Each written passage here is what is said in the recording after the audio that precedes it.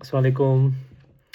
Sunday तो अच्छा नहीं गुज़रा आज। क्या कहें, वन बाय वन डिस्कस करते हैं। मुझे जितना एक्सपीरियंस है, 30 इयर्स प्लस क्रिकेट का एक्सपीरियंस है। जो करंट सिचुएशन पाकिस्तान क्रिकेट की है, उसमें बहुत लोग ज़िम्मेदार हैं। पीसीबी इटसेल्फ, सेलेक्टर्स, पेजेस और भी बहुत सारे जो है ना चीज़ें हैं।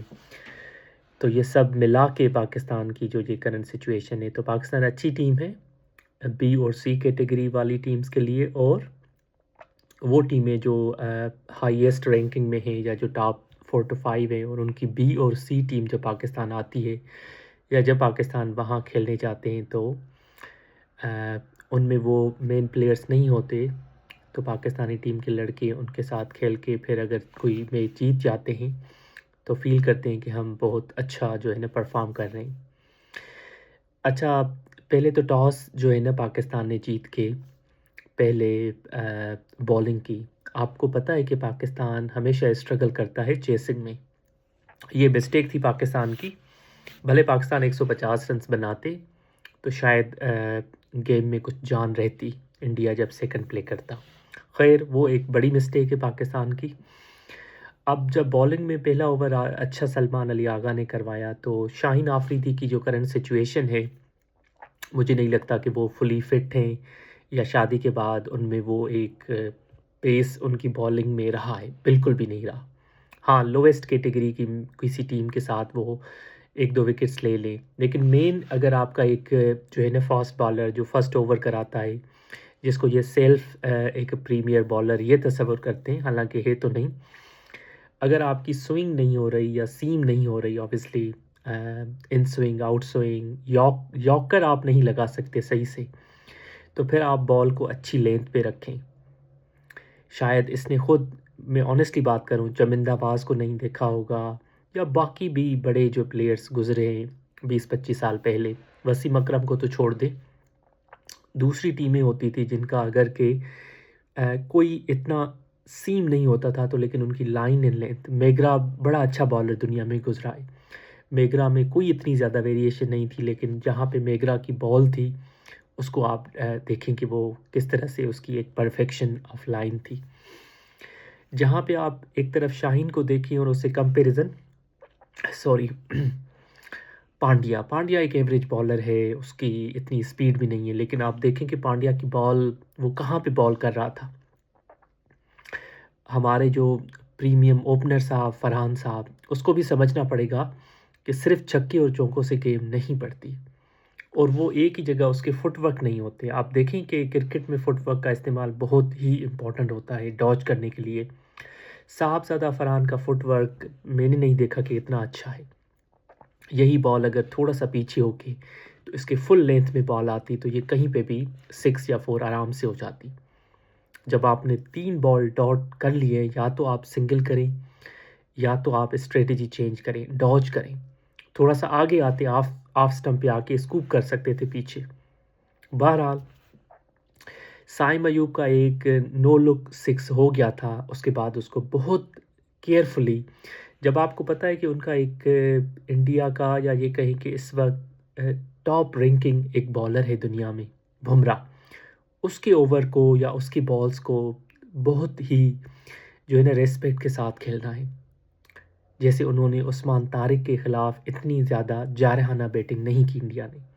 लेकिन अगेन, आप किस तरह से उसको प्ले कर रहे हैं। खैर, बाबर आज़म पे मैं क्या कहूँ, बाबर आज़म मेरे लिए तो वो 1-2 साल पहले ही टी20 को छोड़ जाना चाहिए था बाबर आज़म को। बाबर आज़म एक ग्रेवी में खेल रहे हैं, पीसीबी को उनकी वजह से कुछ पैसे मिल जाते हैं, एड्स की वजह से या एक्स-वाई-ज़ेड। बाबर ना टॉप क्लास के बैट्समैन थे, उनके रिकॉर्ड्स सिर्फ़ उनके अपने लिए काम आए, लेकिन इस वक़्त बाबर आज़म एक ग्रेवी में, या इसे कहें कि एक लायबिलिटी है पाकिस्तान के लिए। आई डोंट नो कि उसको पिक किया था, हालाँकि ख्वाजा नाफ़े अगर खेल लेते, भले वो 20-25, भले पाकिस्तान जीत ना जाता, लेकिन ख्वाजा नाफ़े के लिए एक बड़ी अच्छी ये मैच होती।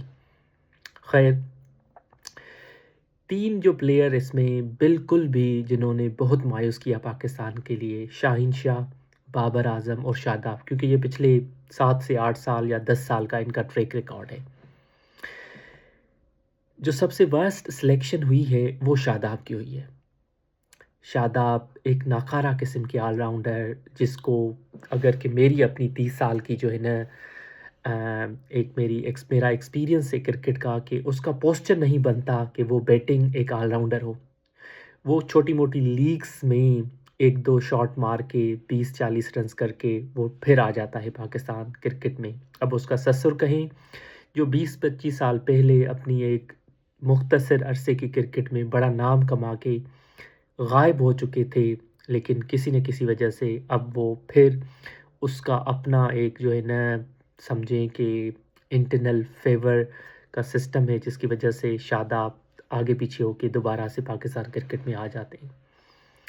शादाब की बॉलिंग में कोई जान नहीं है। शादाब किस जगह पे हैं? शादाब ने एक अच्छे स्पिनर सुफियान मुकीम की जगह को कब्ज़ा करके रखा हुआ है, और लोग कहते हैं कि वो बड़ी हिटिंग मारता है। वो नमीबिया के साथ तो मार लेगा शादाब, वो यूएसए के साथ मार लेगा, वो किसी भी बीसी रैंकिंग, लेकिन आपने देखा आज कि उसके बल्ले से एक सिक्स तक नहीं लगा, और मुझे पता था वो ऐसे ही आउट हो जाएगा। वो सिक्स लगा ही नहीं सकता किसी बड़ी टीम के साथ। शादाब की सिलेक्शन एक क्रिमिनल सिलेक्शन है, जिसने भी उसको पाकिस्तान टीम में डलवाया इस वर्ल्ड कप के लिए। वो पिछले वर्ल्ड कप से भी एक्सपायर हो चुका है। उसकी एक परफॉर्मेंस थी जो 2017 के चैंपियंस ट्रॉफी में। उसके बाद शादाब बिल्कुल भी उसने कोई एक्स्ट्रा ऑर्डिनरी ना बैटिंग से कि वन साइडेड किसी अच्छी टीम से, या बॉलिंग से पाकिस्तान को ना मैच जितवाया हो। अब आप आते हैं कि आपका जो इस वक्त जो करंट सिचुएशन में जो आपका बेहतरीन बॉलर अबरार, अगर आप देखें कि इन्होंने बॉल जो है ना प्रॉपर लाइन पे किया ही नहीं। अबरार का पहला बॉल आपने देखा, और मुझे उस वक्त पता चल गया कि अबरार की या तो इस वक्त बहुत कंफ्यूज्ड है, प्रेशर में आया हुआ है, बॉल कहाँ पे फेंक रहा है। वो देखें लेफ्ट हैंडेड है, आप एक अच्छी जगह पे बॉल करें, थोड़ा सा ऑफ स्टंप के बाहर, लेकिन सारी उनके रेंज में बॉल दे रहे हैं, और वो कहाँ पे कहाँ। फिर अबरार को भी जो है ना, उसने वो डिलीवर नहीं किया। हो जाता है, लेकिन अबरार से जो एक्सपेक्टेशंस थी वो अच्छी साबित नहीं हुई। साइम अयूब ने बॉलिंग में तो अच्छा किया, लेकिन अगेन वही देखिए ना, हमारे पास इस वक्त कोई एक बैट्समैन कंसिस्टेंट नहीं है जिस पे हमें बहुत ही मतलब, या तो ये हो कि आपका एक बंदा क्लिक कर ले ना, वो चले, साहबज़ादा फरहान कर ले क्लिक, वो साइम अयूब कर ले, वो बाबर कर ले, वो कैप्टन साहब कर ले, उस्मान विकेट कीपर ने एक धुक्के से इनिंग्स लगाई आज। किसी एक से तो हो, जैसे इंडिया का कोई एक ना एक इंडिया का चलता है और वो मैच जीत जाते हैं। हालाँकि उनके 2-4 अच्छे हैं मैच विनर्स, लेकिन चलिए उनका एक लगे ना, तो जैसे उनका एक प्लेयर ने सारी गेम डाल दी थी।